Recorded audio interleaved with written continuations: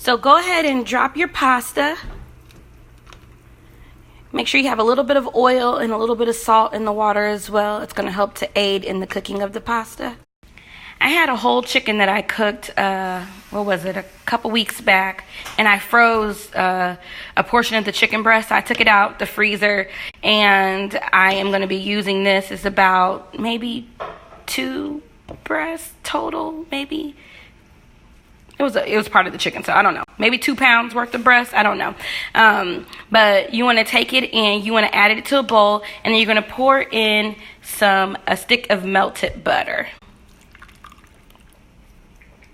Next in your bowl, you want to put in 2 cups of sour cream and 2 cans of cream of chicken soup, and you want to mix it in with your chicken and butter mixture. Next, you want to add about half of a cup of your chicken broth, and then a tablespoon of black cracked pepper, and also a teaspoon of sea salt. Next, you want to drain and rinse your pasta. Make sure you're rinsing your pasta with cold water so it doesn't continue to cook. You want to go ahead and spray your 9.5 by 13 casserole pan with some non-stick cooking spray and prep it for the pasta dish to go. So now you want to take your pasta and you want to add it in to your I'm going to call it sauce mixture, and you want to begin to mix it thoroughly throughout. To finish out the sauce mixture, go ahead and add 2 tablespoons of Parmesan cheese to it and begin to mix it throughout as well. I've already added it, so I'm just going to continue mixing it. Once you're finished, you want to go ahead and transfer it over to your casserole dish.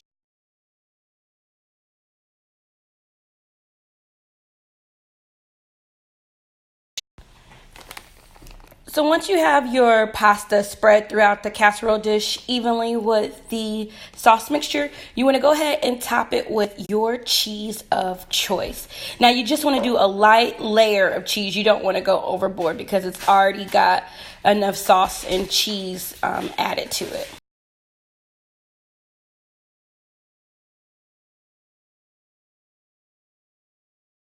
So now you want to place this dish in our preheated oven at 350 degrees for 40 to 45 minutes or until nice and bubbly.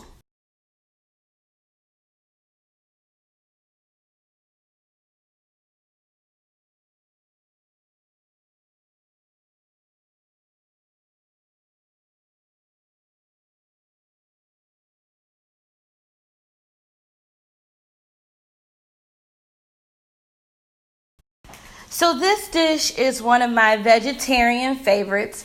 It could also be deemed vegan if you don't use a pre-made pesto sauce or use the Parmesan cheese and you make your own pesto using either a vegan Parmesan or a vegan pesto. So we're going to get started. Yay! The good thing about the spaghetti squash is it's one of fall's favorites. So if you're looking for something that is light, a great healthy pasta alternative, this is in season all fall, so grab a few. They actually store very well, like potatoes and onions, and you can make a lot of different variety of dishes with the spaghetti squash. You can make spaghetti, you can do this pasta dish, you can do Alfredo. I mean, replace your spaghetti or any pasta with spaghetti squash. It has very quick prep time and quick cooking time as well. And also, if you don't want to do the oven, you can utilize your microwave to cook it as well. So the very first thing you want to do is you want to cut your spaghetti squash in half lengthwise, and then you want to begin to scoop out all of the seeds that are in the middle until you are just to the flesh that you see around the rims. So what you want to do is you want to take your normal baking sheet. You want to drizzle it with a little bit of olive oil, and then you want to begin to drizzle each spaghetti squash top with olive oil as well. I'm going to use my lovely brush here, and I'm going to spread a little bit of olive oil over. Now, I like to sprinkle a little bit of salt and pepper over the top of them, but you totally do not have to. So what you want to do, I'm going to bake this normally. So what I'm going to do is you're going to place them flesh side down, shell side up on the baking sheet.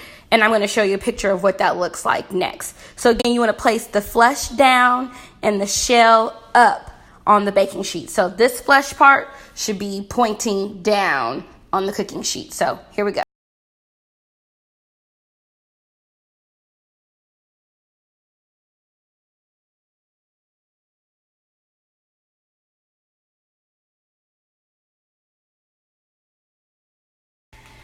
So the pasta is all done. You know my favorite thing to do with casseroles is I like to sprinkle on a little bit of parsley. So here we go.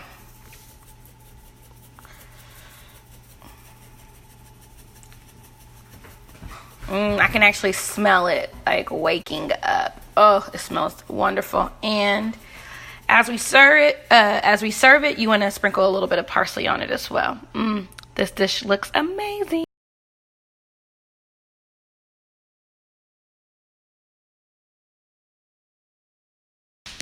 So the spaghetti squash is done. I'm going to go ahead and let it cool down for a little bit before I flip it over and show you how to create the actual spaghetti out of the squash.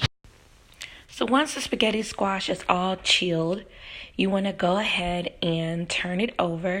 Grab your normal fork and you want to begin to start scraping the inner flesh, and it will come out to look like a spaghetti. I'm going to show you all in just a few minutes via picture what that looks like.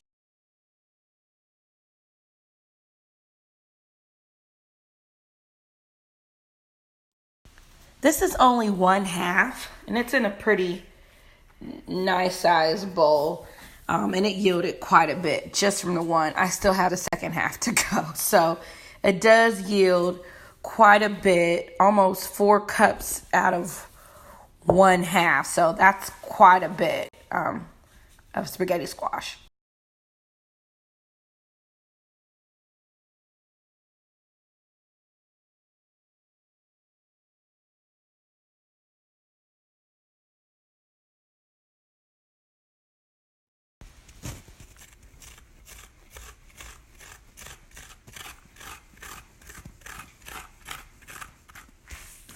This is what this process looks like.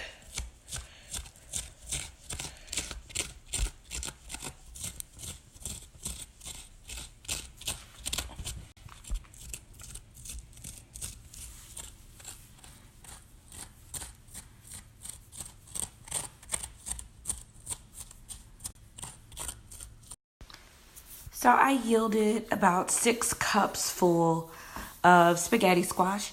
Now what I'm going to do is I'm going to actually open up my pesto, and I'm going to place it inside of the spaghetti squash. The noodles should be a little oily based off of the olive oil that they were drizzled with before. So applying the pesto sauce will again have a little more olive oil to it, but it should go on fairly easily. And then we'll add our seasonings to finish up this recipe. So I went ahead and added my pesto sauce. I'm going to add a little bit of Parmesan cheese, some cracked black pepper, some onion powder, and some garlic powder to kind of finish off this recipe. And then I'm going to mix it all in, and I will show you all the final product shortly.